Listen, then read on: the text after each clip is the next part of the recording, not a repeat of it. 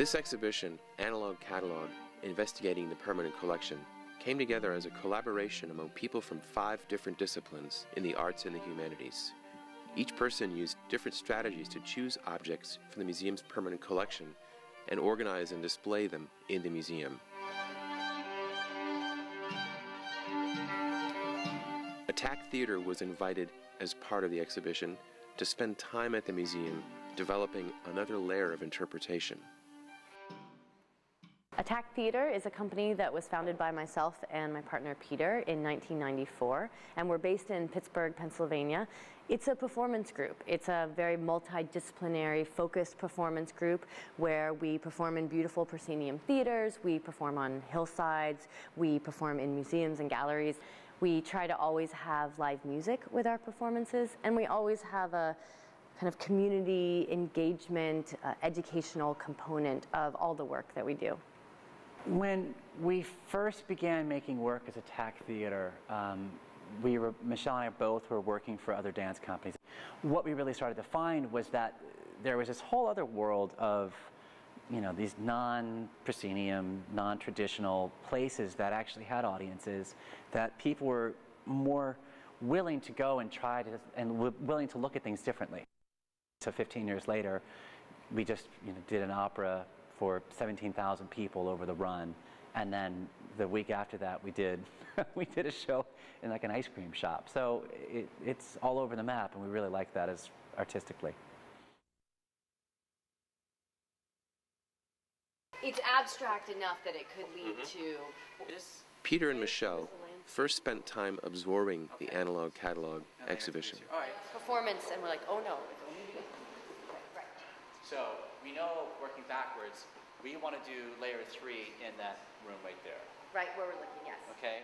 So the way that I see, or that I'm interpreting the way that information is being presented in this show, or in this exhibition, and the way that I'm feeling that I'm being drawn to respond to it, is that I am in the process of recontextualizing our structure that we came in with. And I think I'm struggling now with trying to take a way, or to formulate a way that to offer our opinion, or my opinion, about how I am interacting with this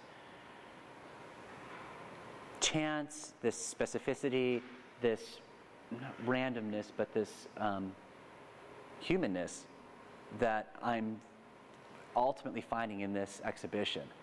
Michelle discusses the different types of interactions that occur in museums. A lot of the actual movement is also, I would say, movement and language. That it's the subtlety of language that sometimes is probably of our audience members or our museum patrons that is perhaps the biggest influence, and that language in response to the environment. I think from a physical perspective, what you see is someone saying, oh, I don't know that much about dance, so and they're going like this. What I see in this work is, well, I don't really know how to describe it, but it makes me, and so of course what I see as a mover is this. So they do know it. They just sometimes, we look to their body to help express what they're actually trying to say, and then grab this and make it a little bit bigger. Before we say anything, do a 360 and look at anything that is on the walls. And feel free Attack Theater invites the museum visitors to express their feelings about different works in the exhibition and involves them in the creation of the resulting dance piece. Colors. Wait, it flows and moves. Does anyone want to add to that? Anyone else see something in it that makes you think free form? Any more specific? There are no lines. Does anyone want to challenge that statement? That there are no lines and only curves? You don't have to. Yes, you can be friendly. Yes, we see just in general a very vertical line. Excellent. Part is straining against the top part. In what way? Is it pulling this way or this way? Pulling more in. Can everybody show me this tension in your own body, what she's talking about? She says it's really pulling in. Ready, and go. This tension in, which is very different. Right. Very different kind of tension. So she's very specific with her use of the word tension. What else? Always surprises me that how little information an audience member actually needs to have, or how little context an audience member needs to have in order to understand something. in order to really go much further than they ever thought they could have, or I ever would have expected them to go. If somebody knows that this particular section or this particular idea is simply a study in large versus small, then their mind is able to encompass all of the randomness that we're outputting.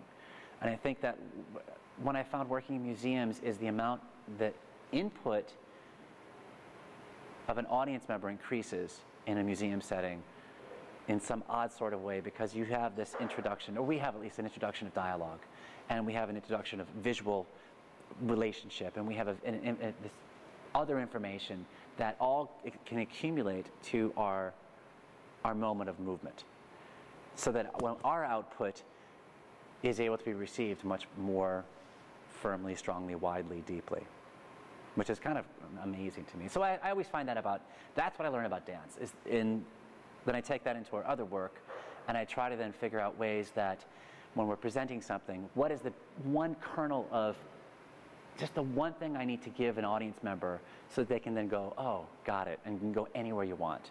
In a proscenium setting, in an opera, in working with the Pittsburgh Symphony or something. What's that one kernel they need? Because when you look at a work of art, generally speaking, you're in a very well-lit, white, open room where you're not yelled at if you actually do speak to somebody.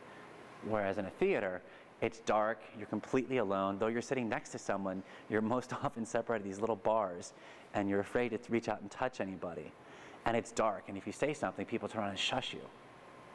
But here, in the museum, you can talk on your cell phone while you're looking at a work of art. You can talk to the person next to you while you're looking at the work of art. And so I think that there really probably is much more engagement, more natural community, and more conversation that happens in the museum gallery setting than it was ever really possible in a traditional theater venue.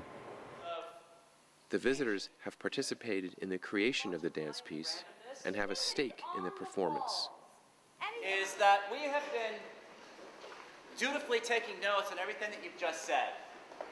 And what we have done with our dance that you saw, our date on the page, is that we have broken out our date, our dance, in these very small, discrete sections, which we've named with very clever and thought-provoking titles like Tango 1.